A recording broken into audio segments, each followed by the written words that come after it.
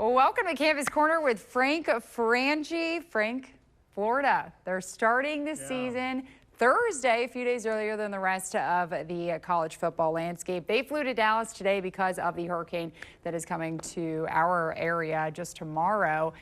What do you like about the Gators? A lot of unknown for the Gators this season. I think that's really the storyline, Alessandra. I really do. I think people don't know what to expect of this Gator team, and that changes a little bit now because you don't know what to expect of the trip. They had to go a day early. They went to Dallas. They practiced in Dallas. Then they'll get to Salt Lake City after that.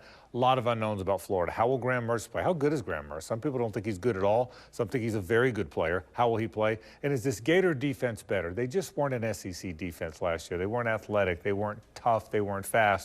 Billy Napier thinks he has a way better team this year. He told me the SEC Media Days he's almost a little annoyed that everybody thinks they're not going to be very good. So that's the intrigue. We know what Utah is, a top 15 team playing at home that won the Rose Bowl. We don't know what Florida is, and I think that's the intrigue in this game, in this matchup. I really do. That's right. So Florida at number 14, Utah, Thursday, 8 p.m. on ESPN. Over to the Florida State Seminoles. They're playing in the only top 10 matchup of the season opener against LSU in Camping World Stadium, Sunday, 7:30 p.m. prime time. That is going to be an exceptional game to watch. I think it's the best game of the weekend by far, and I think it's one of the best opening games we have had. These are two really good teams. Here's the thing. If FSU wins this game, and I like the Noles in this game, by the way. If FSU wins this game, they have very little resistance. They have to play at Clemson later in the year. I think they're better than Clemson.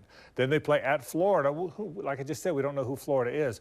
Big game for Jordan Travis. I also think in his Heisman campaign. I think Jordan Travis can get to New York, and he possibly could win the Heisman. Now, Caleb Williams at USC is everybody's pick. But I think Jordan Travis is a really good player. This is a gigantic game. Jaden Daniels and that LSU team's the top 10 team. FSU is the top 10 team.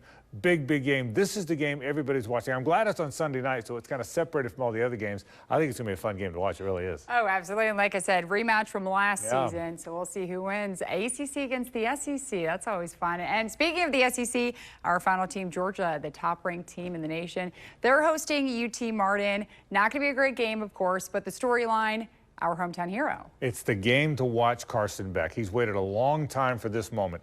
Carson Beck's a great story. He's a great kid. He's from Jacksonville. He played at Mandarin High. He waited his turn. Nobody waits their turn anymore. They leave. They transfer. They get in the portal. They go to the other school. Some kids have gone to 3 and 4 different schools. Not Carson Beck. He waited his turn. He wanted to be the Georgia quarterback. Stetson Bennett won back-to-back national titles. Carson never moved. He was the backup. He's now ready. He's also got an NFL arm now. He's the most NFL-looking quarterback, other than Caleb Williams. I think he's the most NFL-looking quarterback in the country, even more than Drake May. Drake May's really good. I love what Carson Beck can be. It's an easy start. They'll win easy against Tennessee Martin.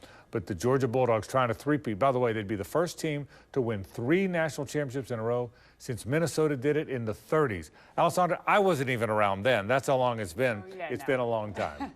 Well, that game, Georgia versus UT Martin, Saturday at 4 p.m. Of course, storyline is going to be Carson Beck. So, Frank Frangie, thank you so much. And that's your look at Campus Corner.